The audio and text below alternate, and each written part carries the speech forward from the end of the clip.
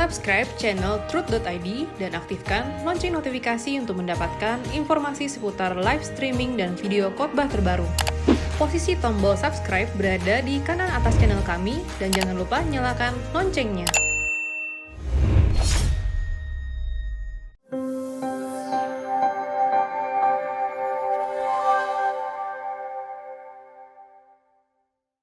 Shalom Bapak Ibu Saudara sekalian. Sebelum kita lebih jauh mendengarkan kebenaran firman Tuhan, mari kita sama-sama tundukkan kepala dan berdoa. Bapa di dalam surga, merupakan sebuah kepentingan dan kesempatan yang besar untuk kami memberi diri kami dididik dan diajar oleh kebenaran firman-Mu. Fokusnya hanya satu, agar kami menjadi serupa dengan gambaran anak-Mu. Agar kami boleh menjadi sosok di mana Tuhan berkenan atasnya. Oleh karenanya, kami serahkan waktu pemberitaan firman Tuhan ke dalam tangan Tuhan. Di dalam nama Tuhan Yesus, kami berdoa dan mengucap syukur. Amin. Bapak, Ibu, Saudara sekalian, tema kebenaran firman Tuhan yang disampaikan dalam kesempatan ini adalah ikatan. Temanya adalah ikatan. Mari sama-sama kita membuka Alkitab kita yang terambil dalam surat 1 Korintus 6 ayat yang ke-17. 1 Korintus 6 ayat yang ke-17. Tetapi siapa yang mengikatkan dirinya pada Tuhan, menjadi satu roh dengan Dia. Tetapi siapa yang mengikatkan dirinya pada Tuhan, menjadi satu roh dengan Dia. Bapak Ibu, saya pernah membaca satu artikel yang disebutkan bahwa telah ditemukan sebongkah batu intan. Konon batu intan ini adalah batu intan terbesar yang pernah ditemukan. Dengan bobot kurang lebih 621 gram atau kurang dari 1 kilo. Namun yang membuat batu intan ini fantastis adalah harganya. Dihargai hampir 4 triliun. Sebongkah batu intan 621 gram dihargai hampir 4 triliun. Fantastis. Pada artikel tersebut juga diinformasikan bahwa satu plastik batu granit atau arang yang mungkin beratnya 1 hingga 2 kilo paling maksimal dihargai Rp50.000. Dihargai begitu rendah. Lalu artikel tersebut menyampaikan mengapa keduanya diperbandingkan. Antara batu intan dengan batu granit atau arang. Mengapa keduanya diperbandingkan? Ternyata batu intan dan batu granit atau arang ini memiliki unsur pembentuk yang sama. Memiliki unsur pembentuk yang sama, yakni atom karbon. Batu intan dan batu granit atau arang ini memiliki unsur yang sama, yakni atom karbon dengan rumus kimianya C. Lalu pertanyaannya adalah, mengapa batu intan memiliki harga yang begitu fantastis mahalnya? sedangkan batu granit atau arang dihargai begitu rendahnya. Bapak, Ibu, Saudara sekalian,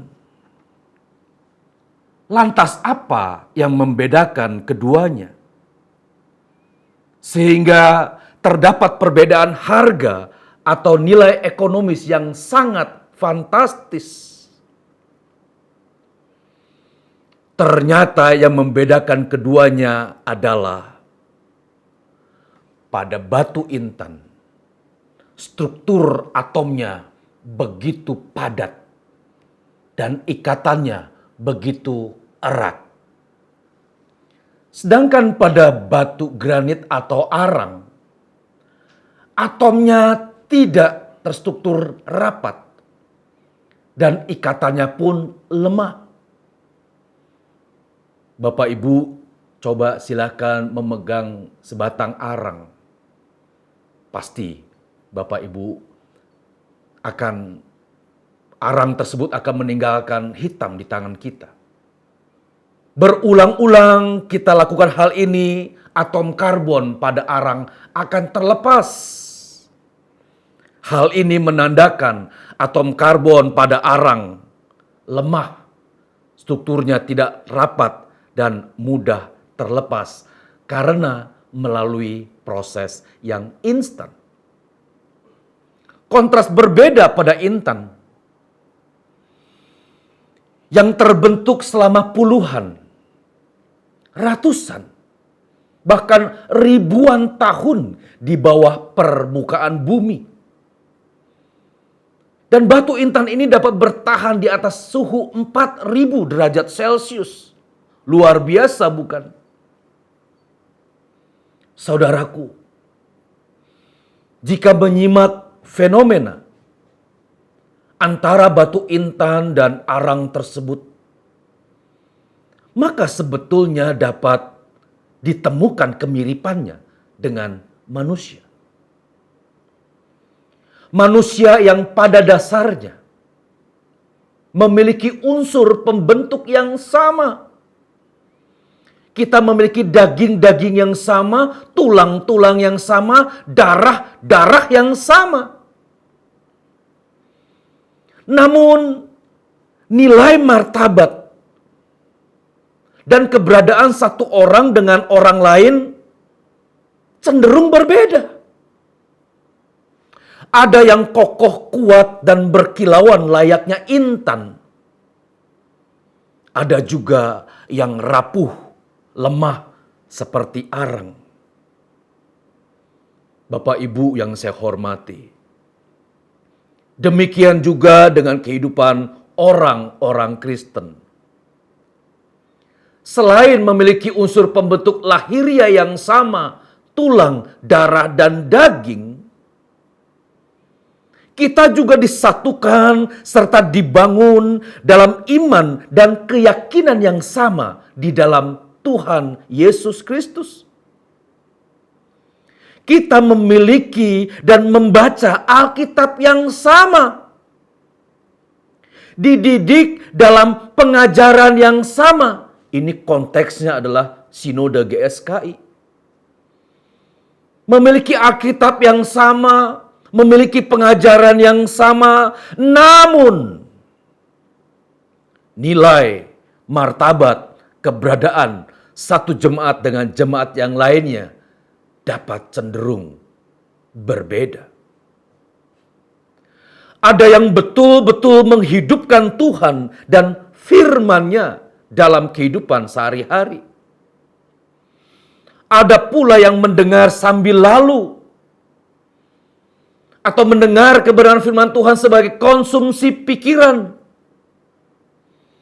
sehingga berhenti pada ranah pengetahuan teologis semata.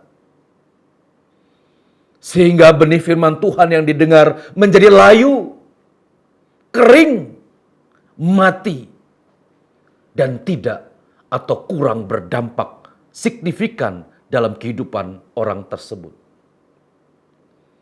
Ini fakta yang dapat kita temukan sehari-hari. Mengapa demikian perbedaan terjadi? Kita yang telah beribadah saat ini telah melewati tahun-tahun panjang kehidupan sebagai orang Kristen. 10, 20, 30 tahun pengalaman sebagai orang Kristen. Tetapi menjadi apa kita hari ini? Menjadi apa kita saat ini? Dan menjadi apa kita ke depan? Menjadi apa kita ke depan? Tergantung seberapa dekat kita merapat dan seberapa kuat firman Tuhan mengikat kehidupan kita, yang akan dibuktikan oleh perilaku hidup setiap waktu. Tetapi siapa yang mengikatkan dirinya pada Tuhan menjadi satu roh dengan Dia. Saudaraku, sejatinya Tuhan tidak pernah memaksakan kehendaknya agar seseorang terikat dengan dirinya. Tuhan tidak pernah memaksakan kehendaknya atas seseorang untuk terikat kepada dirinya. Tuhan bukanlah Tuhan yang ingin dicintai dengan cinta buta. Tuhan Allah yang begitu agung dan luar biasa tidak ingin dicintai oleh manusia dengan cinta buta. Oleh karenanya ia tidak pernah memaksakan sedikit pun manusia untuk terikat kepadanya. Jangankan Tuhan, saudaraku. Jangankan Tuhan. Sebagian besar manusia pun tidak ingin dicintai dengan ketidaktulusan, bukan? Manusia saja ingin mendapatkan cinta sejati. Apalagi Tuhan.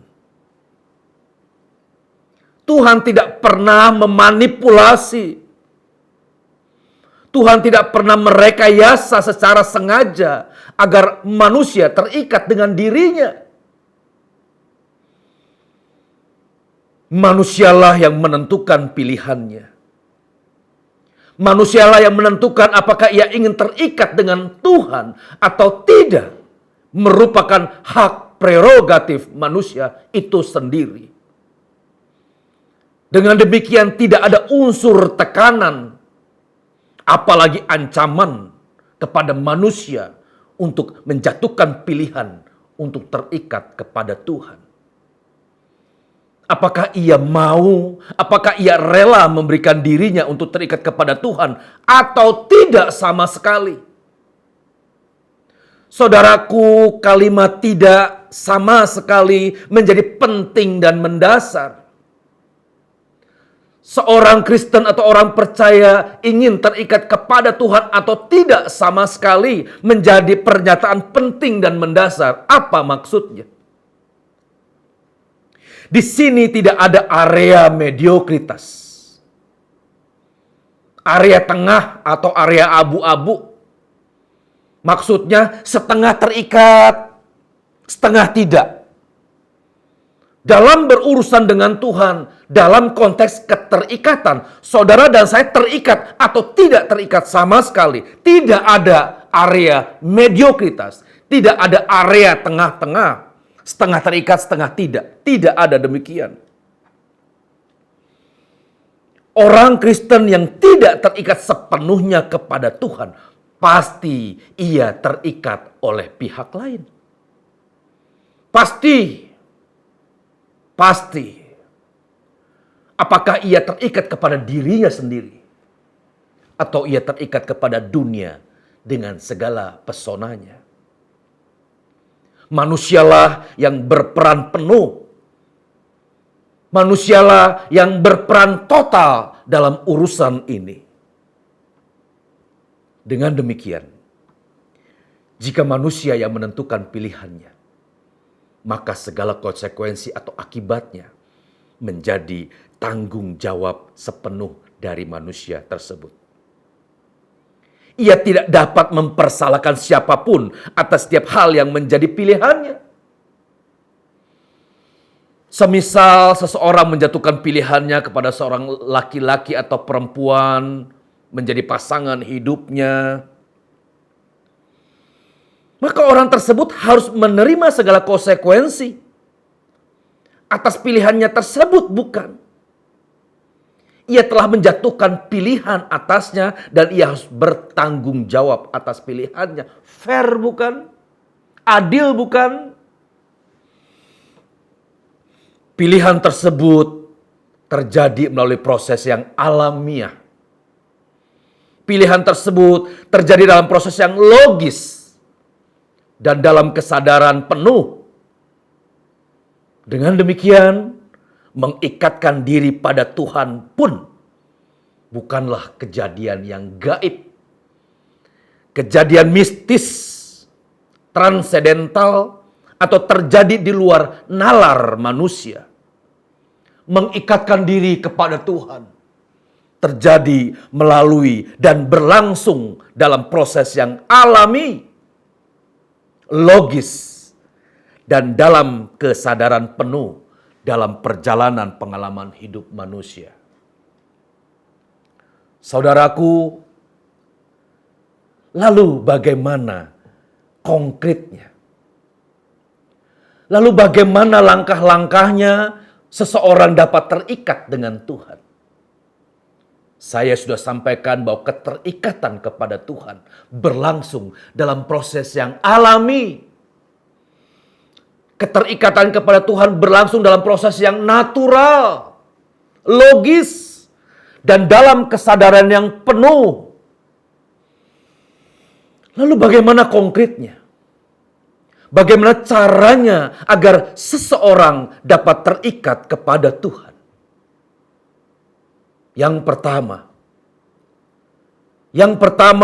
bagaimana seseorang dapat terikat kepada Tuhan adalah seseorang harus membangun kesadaran penuh bahwa ia membutuhkan Tuhan secara benar.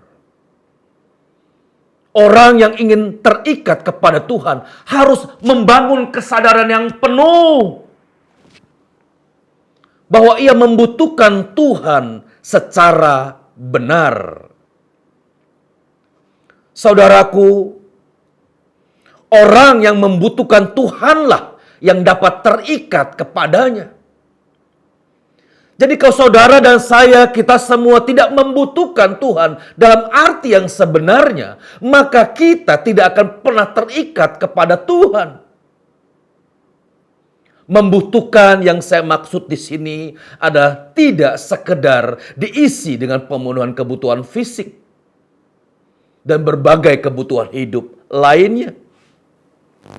Tetapi bagaimana seseorang dapat memosisikan Tuhan, menempatkan Tuhan sebagai tempat satu-satunya, sebagai standar kehidupannya. Membutuhkan di sini adalah menempatkan Tuhan atau memosisikan Tuhan sebagai standar hidup satu-satunya. Saudaraku, Pemazmur pasal 42 ayat yang pertama berkata, seperti rusa yang merindukan sungai yang berair, demikianlah jiwaku merindukan Engkau, ya Allah.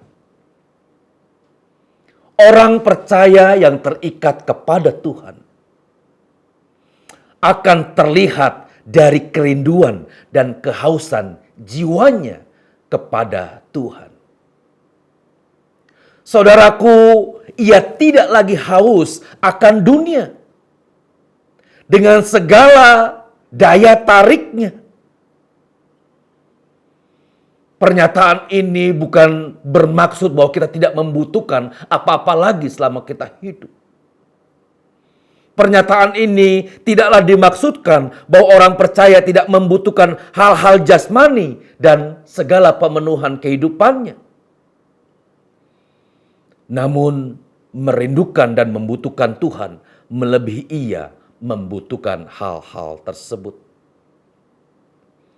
Saudaraku, segala kebutuhan dan perlengkapan kehidupan jasmani hanya menjadi pelengkap untuk menyambung hidup kurang lebih 70 hingga 80 tahun. Segala kebutuhan dan perlengkapan kehidupan jasmani hanyalah menjadi pelengkap. Mungkin kata hanya ini terdengar ekstrim, terkesan sombong, terkesan angkuh dan tidak menginjak bumi. Tapi coba saudara renungkan, bahwa apa yang kita miliki hari ini, entah kekayaan, entah kehormatan, posisi, jabatan, dan lain sebagainya, satu ketika akan dilepaskan. Satu ketika harus ditanggalkan.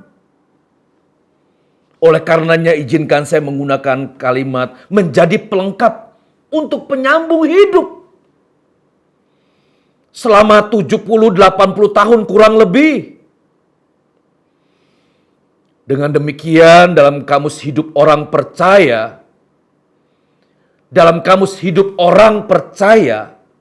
gelar bukanlah tujuan.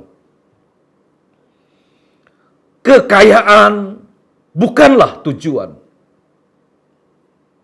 Memiliki posisi yang tinggi juga bukanlah tujuan. Tetapi semua itu merupakan alat untuk mencapai satu tujuan. Apa itu? Terikat dan berkenan kepada Tuhan. Itulah tujuan hidup kita satu-satunya sebagai orang percaya.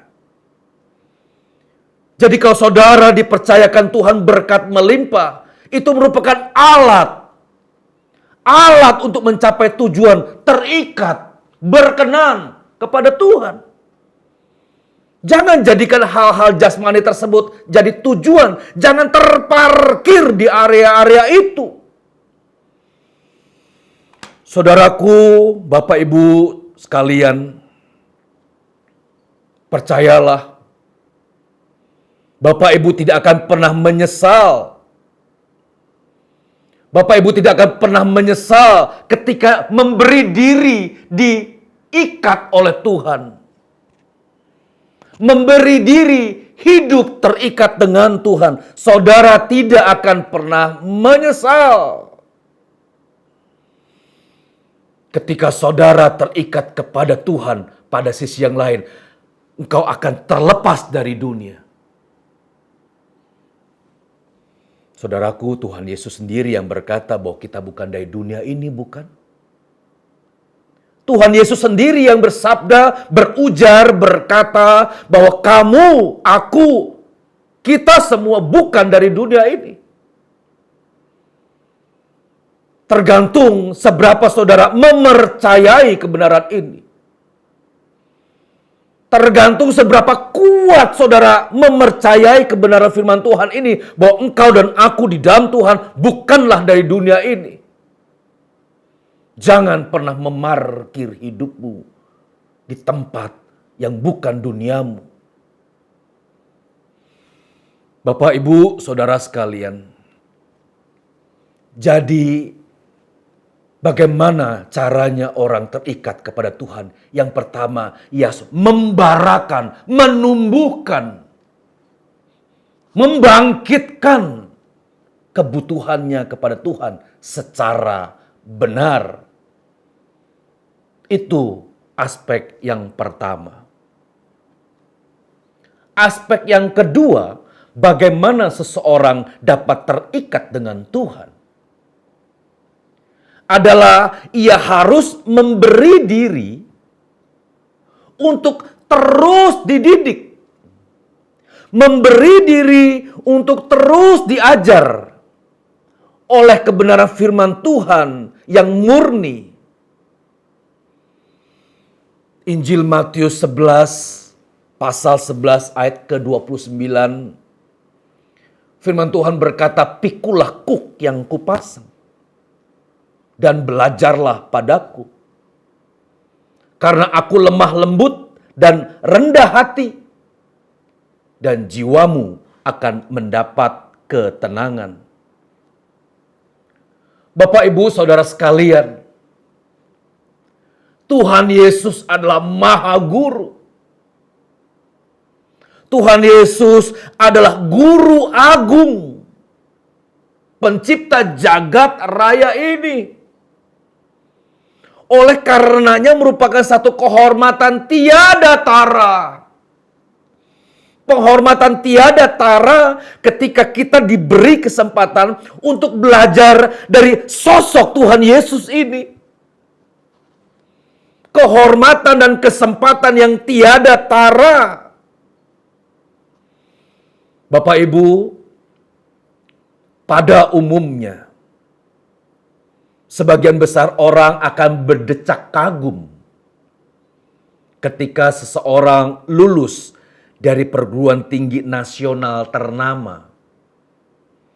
Entah itu lulusan dari Universitas Gadjah Mada, entah itu lulusan dari Universitas Indonesia, dan perguruan tinggi ternama lainnya.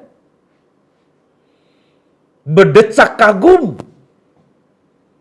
Apalagi ketika seseorang lulus dari universitas bergengsi dunia.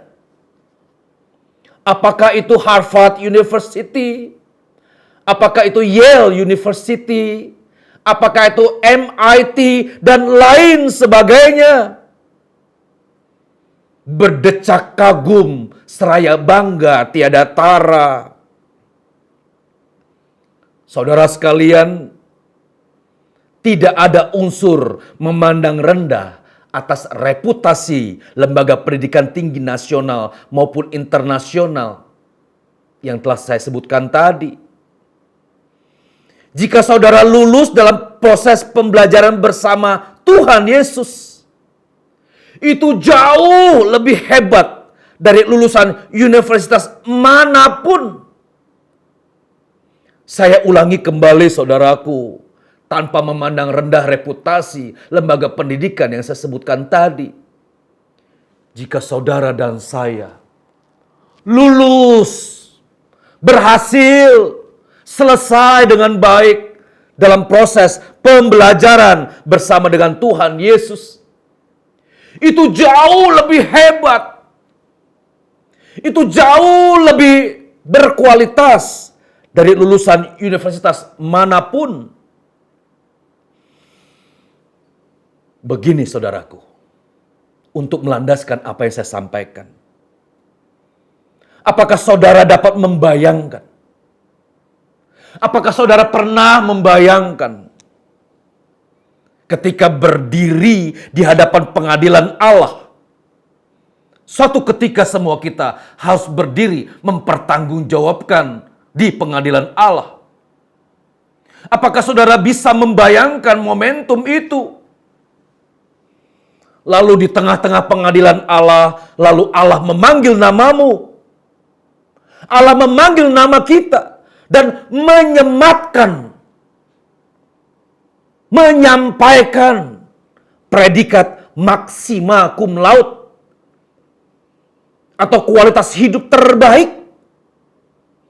Sehingga kita diperkenan untuk menjadi salah satu anggota keluarga kerajaan Allah dan dipersilakan masuk ke dalam ruang abadinya Tuhan Allah. Kita akan bertemu dengan Tuhan Yesus yang selama ini kita idolakan. Yang selama ini kita panggil namanya. Yang selama ini kita rindukan. Kita akan bertemu dengan Bapak Abraham. Sambil kita mendengar cerita beliau berkaitan dengan pengalamannya langsung ketika ia keluar dari Ur Kasdim. Kita bertemu dengan Rasul Petrus, Yohanes, Paulus, Timotius. Pahlawan-pahlawan iman yang telah mempertahankan imannya kepada Tuhan.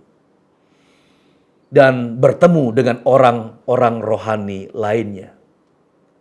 Saudaraku, betapa hebat momentum tersebut bukan? Betapa luar biasanya momentum tersebut bukan? Dan suatu ketika kita akan mengalaminya. Oleh karenanya jangan pernah engkau tidak terikat kepada Tuhan. Dalam arti yang sesungguhnya kita akan menyesal. Jangan sampai kita didapati Tuhan terikat kepada diri sendiri atau terikat kepada dunia dengan segala pesonanya. semu, sementara, dan satu ketika akan hilang lenyap, tak bersisa. Pertemuan dengan Tuhan di awan-awan permai merupakan momentum yang luar biasa tuh, bukan? Tetapi momentum tersebut, pertemuan muka dengan Tuhan dan bertemu dengan pahlawan-pahlawan iman lainnya, hanya ditujukan kepada orang-orang yang terikat selama di bumi pada Tuhan dan akan terikat selamanya sampai di kekekalan. Dengan demikian Bapak Ibu, hanya orang-orang yang terikat kepada Tuhan selama di bumi akan terikat kepada Tuhan sampai di kekekalan. Oleh karenanya,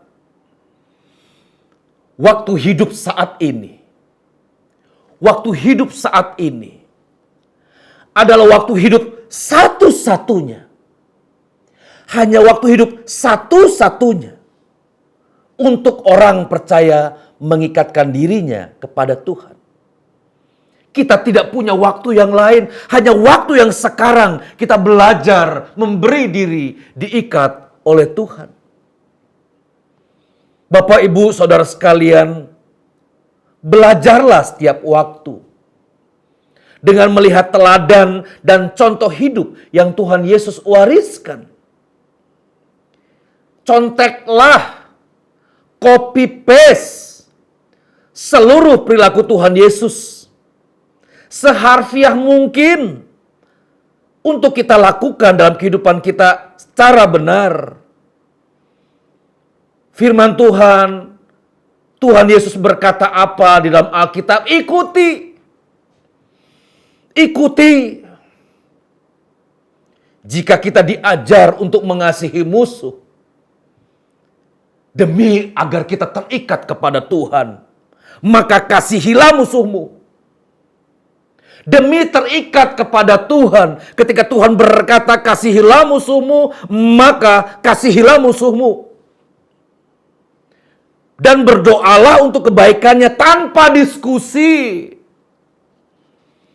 Ketika Tuhan berkata kasihilah musuhmu, maka engkau harus mengasihinya tanpa basa-basi. Ketika engkau diajar untuk mengasihi, kasihilah musuhmu, lakukan itu tanpa berargumentasi. Saudaraku, banyaklah diam. Seraya melakukan kehendak Tuhan selalu. Diamlah. Dan banyaklah melakukan kehendak Tuhan. Sekalipun dengan melakukan hal demikian, engkau disangkakan sebagai orang bodoh.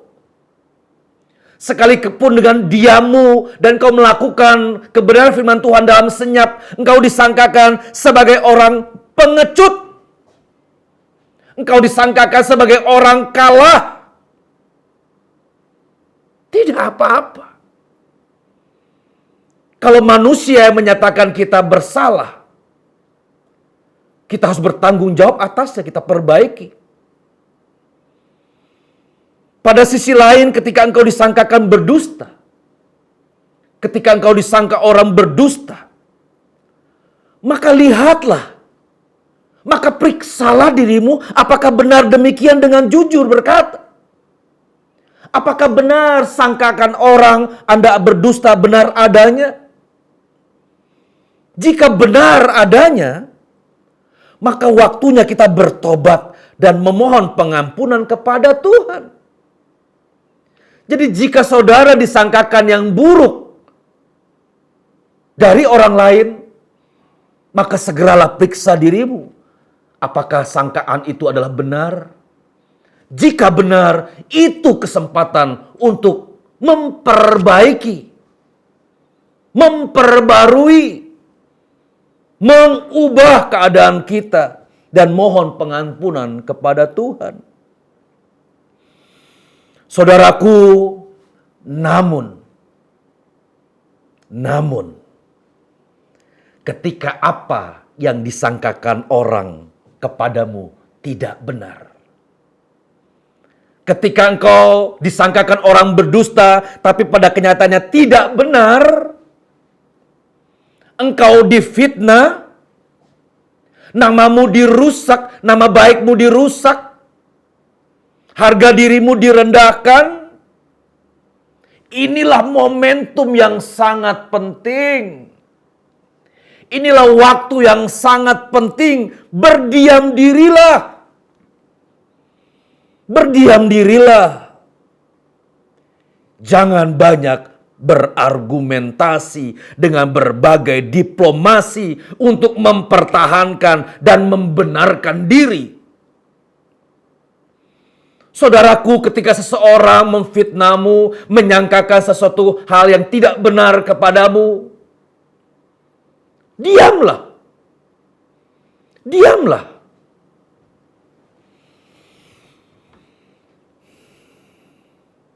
Jangan banyak berargumentasi dengan berbagai diplomasi untuk mempertahankan dan membenarkan diri. Kita serahkan segala persoalan tersebut kepada Tuhan dengan ketulusan tanpa memaki. Kita serahkan seluruh urusan tersebut kepada Tuhan tanpa mengancam. Mengapa hal itu kita lakukan?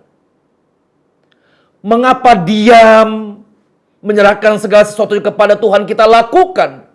Tanpa diplomasi dengan berbagai argumentasi, membenarkan atau mempertahankan diri. Mengapa kita lakukan itu, saudaraku? Karena kita sedang berurusan dengan Allah semesta alam. Pemilik firman itu. Kita tidak sedang berurusan dengan orang-orang yang telah memaki kita, merusak nama baik kita, merendahkan kita. Bukan, kita sedang berurusan dengan Allah semesta alam, pemilik firman itu. Jadi ketika Tuhan berkata, kasihilah musuhmu, saudara dan saya harus belajar untuk benar-benar mengasihinya tanpa diplomasi, tanpa argumentasi, diskusi yang panjang. Kita sedang berurusan dengan Tuhan Allah semesta alam. Untuk menundukkan diri, belajar untuk memenuhi apa yang beliau ingin kita lakukan. Justru momentum-momentum seperti inilah yang akan membuktikan engkau terikat kepada siapa. Kalau engkau memaki, mengancam, marah, dan lain sebagainya, lihat siapa yang mengikatmu selama ini, sekalipun engkau benar. Momentum yang baik untuk melihat siapa yang mengikat kita selama ini. Jangan pernah membelakangi Tuhan dengan perilaku yang tidak pantas. Jangan membelakangi Tuhan dengan perilaku yang tidak sesuai dengan apa yang Ia ajarkan. Saudaraku, akhirnya orang percaya yang terikat kepada Tuhan akan ditandai dengan kehidupan menjadi satu roh dengan Tuhan. Menjadi satu roh dengan Tuhan. Inilah inti dari apa yang terus diperdengarkan di mimbar-mimbar gereja suara kebenaran Injil.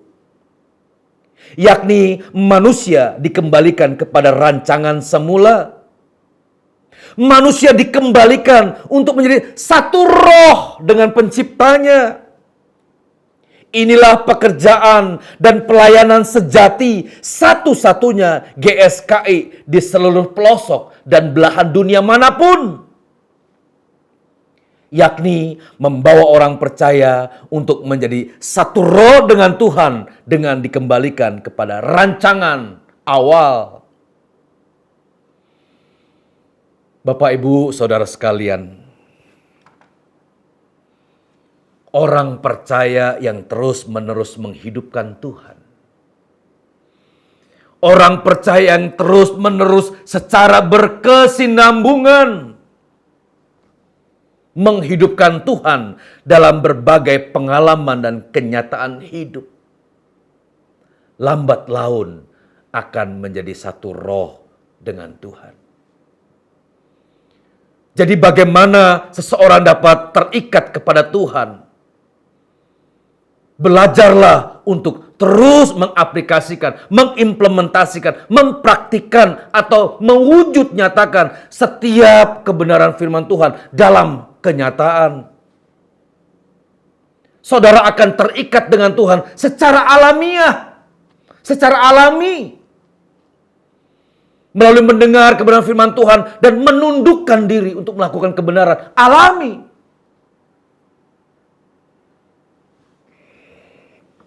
Logis dan dilakukan dalam kesadaran penuh.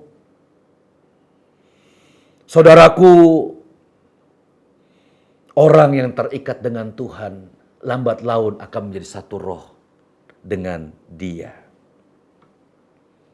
Jadi saudaraku, seseorang yang terikat kepada Tuhan akan terlihat. Akan terlihat jelas hidupnya. Setiap perkataan yang disampaikan pasti memberkati banyak orang. Pertumbuhan dan keterikatan seseorang kepada Kristus akan dibuktikan melalui seluruh peragaan hidupnya secara konkret. Dengan demikian orang yang terikat kepada Tuhan akan terbaca, akan terlihat, dapat dirasakan dari tutur katanya. Jadi saudara, untuk melihat apakah seseorang itu terikat kepada Tuhan atau tidak, perhatikan tutur katanya. Perhatikan perilakunya. Jika perkataannya cenderung kasar, jahat, dan merendahkan, orang tersebut belum terikat kepada Tuhan dalam arti yang sebenarnya. Orang itu hanya terikat sebagai anggota gereja sinode tertentu, bukan kepada Tuhan. Karena hidupnya meleset dari apa yang telah Tuhan tentukan. Orang yang terikat kepada Tuhan akan dirasa perkataannya memberkati. Perkataannya tidak melukai. Perkataannya tidak merendahkan. Sehingga orang-orang yang terikat dan menjadi satu roh dengan Tuhan akan menjadi surat-surat terbuka. Surat-surat terbuka yang isinya dapat dibaca oleh banyak orang. Hidupnya menjadi surat terbuka yang dapat dinikmati oleh orang-orang sekitar. Perilaku dan sikap hidup demikian akan membuktikan orang itu terikat dan mempermuliakan nama Tuhan. Bapak Ibu, oleh karenanya, marilah kita lihat keadaan diri kita dengan jujur. Apakah kita benar-benar terikat kepada Tuhan dalam arti yang sesungguhnya? Jangan hanya merasa terikat kepada Tuhan karena kita memiliki status keberagamaan Kristen dan telah melaksanakan berbagai ritual, seremoni, atau liturgi. Jangan angkuh. Jangan sombong. Rendahkanlah diri kita serendah-rendahnya. Hiduplah dalam kasih. Berbaliklah dari cara hidup kita yang jahat. Dan jadilah pendamai bagi semua orang. Saudaraku, betapa membahagiakan di saat-saat akhir kehidupan kita. Kita didapati tak bersalah di hadapan Tuhan. Betapa menggembirakan saat nyawa meninggalkan raga. Kita didapati tak bercacat dan tak bercela. Selama masih ada ruang waktu, berbaliklah dari cara hidup yang sia-sia. Berbaliklah dari cara hidup yang jahat dan bertobatlah. Pikirkan saat ini. Pikirkan saat ini. Menjadi apa hidupmu nanti? Menjadi intan dalam kerajaan Allah atau menjadi arang dalam kebinasaan kekal? Selamat berjuang, saudaraku. Tuhan Yesus memberkati. Amin. Mari kita berdoa. Bapa di dalam surga, kami sering menemukan, kami cakap, menyampaikan ayat-ayat kebenaran firman Tuhan. Dan pada saat yang lain kami didapati lalai untuk menjadi pelaku atas apa yang kami cakapkan. Kami telah banyak bersalah kepada Tuhan. Oleh karenanya kami terus berusaha memberi dalam ketulusan agar kami terikat kepada Tuhan. Menjadikan Tuhan kebutuhan satu-satunya dan aplikasikan kebenaran firman Tuhan secara kuat. Tuhan, tolonglah kami untuk memenuhi apa yang Tuhan ingin kami lakukan. Agar kami diperkenan bertemu dengan Tuhan selama-lamanya di awan-awan permai. Tolonglah kami semua, ya Bapa. Serahkan hidup kami ke dalam tangan Tuhan. Mohon terus beracara, ya Tuhan. Di dalam nama Tuhan Yesus, kami berdoa dan mengucap syukur. Amin. Tuhan Yesus memberkati.